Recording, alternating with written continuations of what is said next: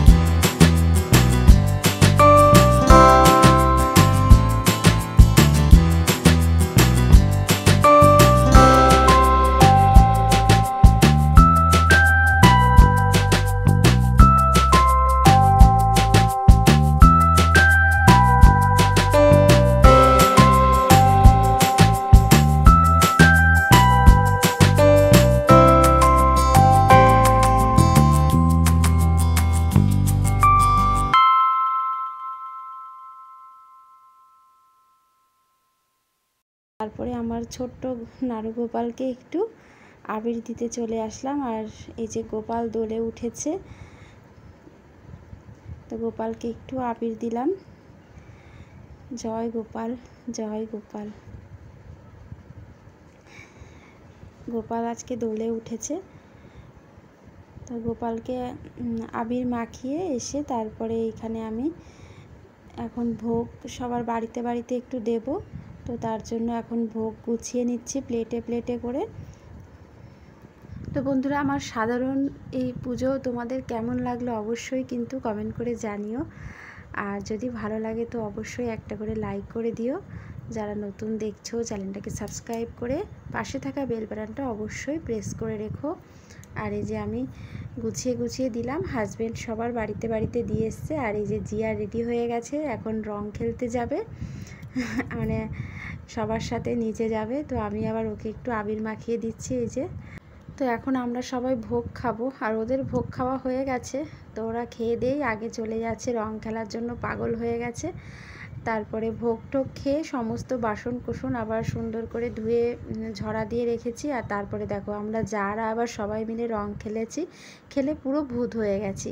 এখন এই যে স্নান করব, তো হাজব্যান্ড আবার একটু ভিডিও করলো। তো বন্ধুরা চলো আজকের ভিডিওটা এই পর্যন্ত। সবাই ভালো থেকো, সুস্থ থেকো, দেখা হবে নতুন ভিডিওর সাথে। সবাইকে টাটা, আর দোলের অনেক অনেক শুভেচ্ছা নিও। সবাই ভালো থেকো।